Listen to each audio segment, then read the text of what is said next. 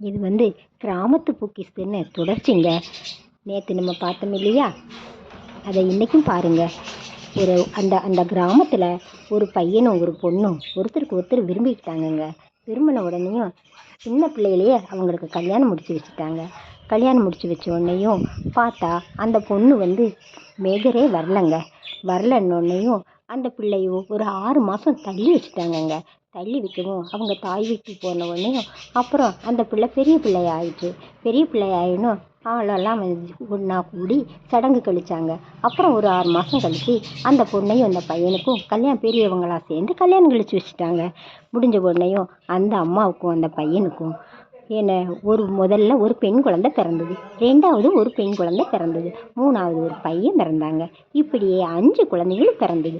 5 குழந்தையும் பிறக்க உடனேயும் அவங்க சந்தோஷமாக இருந்து வாழ்ந்துட்டு வந்தாங்க. அப்புறம் ஒரு நாள் அவங்க கோயில் திருவிழாவுக்குன்னு போனாங்க. போகையும் அந்த ஐயாவுக்கும் நெஞ்சு வலின்னு சொன்னாங்க. நெஞ்சு வலின்னு சொன்னதும் அந்த அம்மா கொஞ்சம் தண்ணி கொண்டு வான்னு ஓடி போய் தண்ணி கொண்டு வந்தாங்கங்க. கொண்டு வர முன்னாடி அவர் இறந்துட்டாருங்க. இறந்த உடனேயும் ஐயோ என்னுடைய நிலைமை இப்படி ஆயிட்டே அப்படின்னு ரொம்ப அழுதாங்கங்க. அழுது முடிச்சோடனே வீட்டில் இப்போ எல்லா மக்களும் தூங்குறாங்க. இவங்களும் சேர்ந்து தூங்கும்போது அப்புறம் அவருடைய ஆத்மா ஆவியாக எனக்கு பாதி குழந்தைகளை கொடு, 5 குழந்தையில எனக்கு 3 குழந்தை வேணும், உனக்கு 2 அப்படின்னு சொல்லி இந்த அம்மாவை மையவாடிக்கே இழுத்துக்கிட்டே போகிறாரு. டெய்லி இழுத்துக்கிட்டே மையவாடிக்கே அந்த ஐயா இழுத்துக்கிட்டே போகிறாரு. அந்த அம்மாவோ மன வருத்தத்தோட குழந்தைகளை மடியில் வச்சுக்கிட்டு அழுதுகிட்டே இருக்காங்க. இன்றைக்கும் வந்துடுவாரோ இன்னும் ரொம்ப பயத்தோடு இருக்காங்க. அப்புறம் காலையில் விடிஞ்சதும் ஒரு அம்மாட்ட போய் சொல்கிறாங்க. சொல்லையும் நீ எதுக்குமே கலங்காத, நீ ஒரு கோயில் இருக்குது, அந்த கோயிலில் போய் நீ உன் மனவேதனையை கொட்டிக்கோ, அவன் நல்லதே உனக்கு சொல்லுவான்னு சொல்கிறாங்க.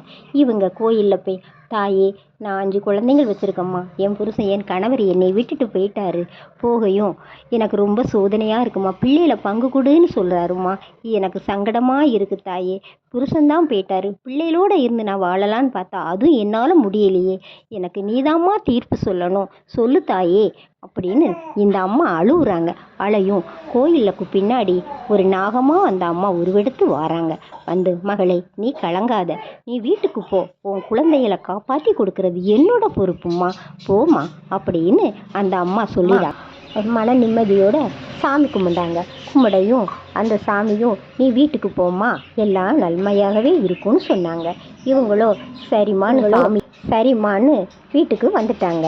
இந்த கதையை நீங்கள் பார்க்கணுன்னா நாளைக்கு தொடர்ச்சியாக நீங்கள் பார்க்கலாம்.